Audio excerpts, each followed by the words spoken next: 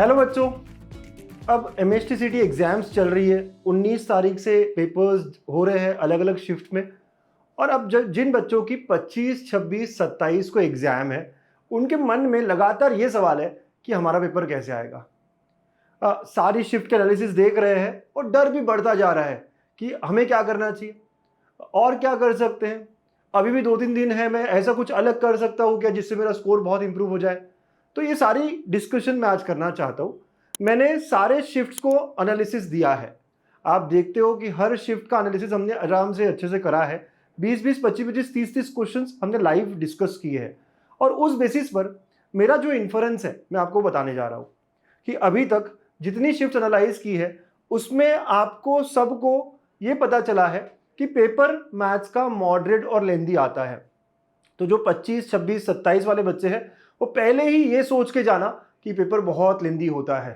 Paper moderate या उससे थोड़ा ज़्यादा ही है, उसमें कुछ क्वेश्चंस जेई लेवल के मिलने ही वाले हैं, या आप दिमाग में बिठा के जाना ताकि आपको शिफ्ट में जब आप जाओ पेपर देने तो कुछ अलग ना लगे। ऐसा ना लगे यार मेरे साथ ही इतना डिफिकल्ट पेपर आया था क्या।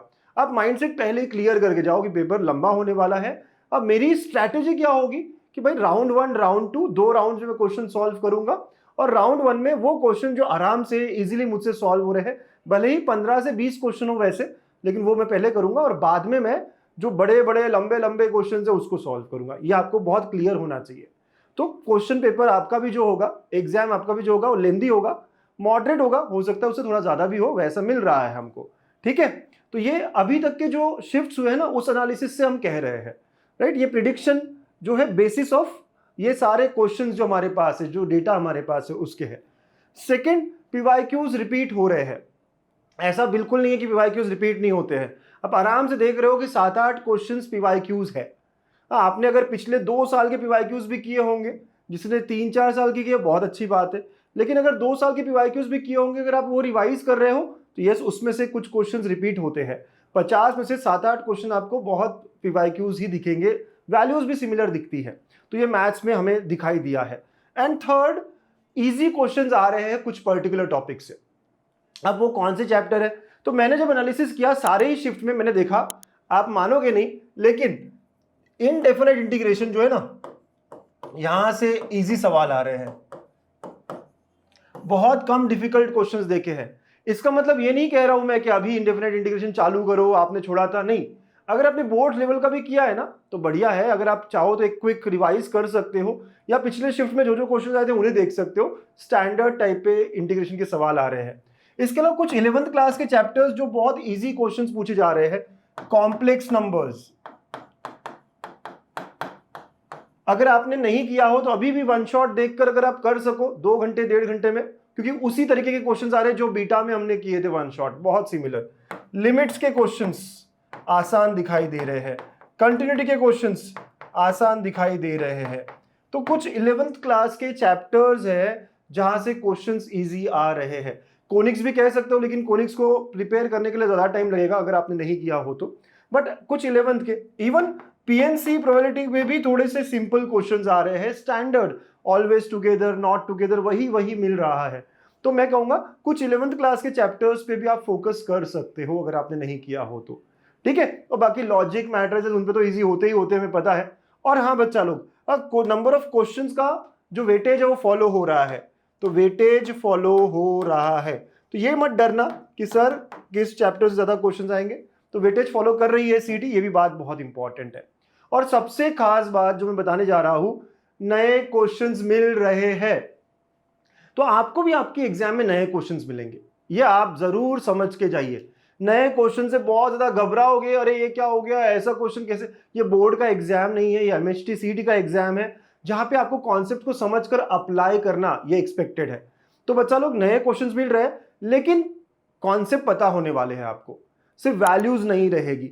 जैसे अगर आप पिछले कुछ शिफ्ट के क्वेश्चन देखो, मैक्सिमम वैल्यू पूछा गया है इसका, मैंने शिफ्ट एनालिसिस में ऑलरेडी सॉल्व किया है, लेकिन हमें पता है ना मैक्सिमम वैल्यू निकालते कैसे हैं। हमें पता है f' लेना है, फिर आपको फर्स्ट डेरिवेटिव टेस्ट वो इक्वल टू 0 करके कहाँ मैक्सिमा होगा कहाँ मिनिमा होगा वो सब देखना है। या फिर tangent at a point to hyperbola parallel to the line. So हमें पता है यहाँ dy/dx इक्वल टू ये स्लोप होगा, एक और देखो, पॉइंट ऑन द कर्व, ये कर्व दिया हुआ है, tangent is parallel to Y axis. हमें पता है पैरेलल टू वाई एक्सिस बोला है तो D Y by D X किसके इक्वल होगा, वाई एक्सिस के स्लोप के इक्वल होगा। तो बेसिक बेसिक कॉन्सेप्ट वही है जो आपने पूरे सॉल्व किए बीटा सीरीज में, बेसिक बेसिक क्वेश्चंस वही है जो आपने पूरे अल्फा टेस्ट सीरीज में सॉल्व किए हैं, बेसिक क्वेश्चंस वही है जो आपने पीवाईक्यूज में राइट एंगल बैच में किए हैं, राइट। तो बस कॉन्सेप्ट वही है, क्वेश्चन की शक्ल बदल गई है, तो डरना वरना नहीं है। हाँ, ऐसे क्वेश्चन को आप राउंड 2 के लिए रख सकते हो और बाद में सॉल्व कर सकते हो, लेकिन सॉल्व होंगे आपसे। तो ये जरूर समझना कि नए क्वेश्चंस दिखेंगे लेकिन कॉन्सेप्ट वही होगा, तो बहुत ज्यादा डरने वाली बात नहीं है, हमें भिड़ना पड़ेगा, सॉल्व करना पड़ेगा। तो अब फाइनल आंसर करते हैं कि हमें करना क्या चाहिए। जो 25, 26, 27 है, हमारे पास 1 दिन 2 दिन 3 दिन है, हमें क्या करना चाहिए। आप रिवाइज कहीं से भी करो, आप हो सकता है रिवाइज करोगे पीवाईक्यूज को, क्योंकि हमारे पास ज्यादा टाइम नहीं है, या तो पीवाईक्यूज करोगे, या आप टेस्ट सीरीज से करोगे, या आप बीटा के सेशन से करोगे, या आप मैराथन से करोगे, कहीं से भी करो, किसी भी एक चीज से कर सकते हो, किसी भी एक चीज से रिवाइज करो, लेकिन जो भी कर रहे हो समझ समझ के करो। एग्जैक्टली सेम वैल्यू आएगा ऐसा मत सोचना, लेकिन हमने वहां क्या किया वो समझ समझ के, वो कॉन्सेप्ट क्या है, क्यों अप्लाई किया। अभी भी रिवाइज करते वक्त अरे हाँ मैं इसमें ये अप्लाई करूंगा, ऐसा होगा, इक्वल टू 0 होगा, राइट, ऐसे समझ समझ के करना है। और दूसरा, आखिर तक सॉल्व करना है, ताकि लेंदी लगे तो हमारी स्पीड ज्यादा रहेगी आंसर तक पहुंचने की। तो बस यही आपको करना चाहिए। अभी भी 2 दिन है 3 दिन है, और कुछ इजी चैप्टर्स को अभी भी ग्रैब कर सकते हो। क्लास 11th के जो इजी क्वेश्चंस वाले चैप्टर्स है, उन्हें अगर आप 2-2 घंटा देकर एक क्वेश्चन और इंप्रूव कर सकते हो तो कर लीजिए, कोई हार्म नहीं है। तो बस यही मेरा मैसेज है आप सबको। ऑल द वेरी बेस्ट, आप सब लोग अच्छा करोगे। पहले ही सोच के जाना पेपर तो ऐसा होगा वैसा होगा वैसा होगा, लेकिन मैं अपना बेस्ट एकदम कूल माइंड के साथ जाऊंगा और एक्टिवली काम करूंगा, ठीक है, डरूंगा नहीं। भले ही अगर बहुत डिफिकल्ट भी हो तो 25 क्वेश्चन 30 क्वेश्चन अच्छे से करूंगा, वो भी बहुत अच्छा रहने वाला है, ठीक है। तो all the very best. Exam होने के बाद तुरंत हमें बताइएगा कि कैसे गया आपका टेस्ट, हम बहुत ईगरली वेट करते हैं आपके मैसेज का। Bye bye, take care.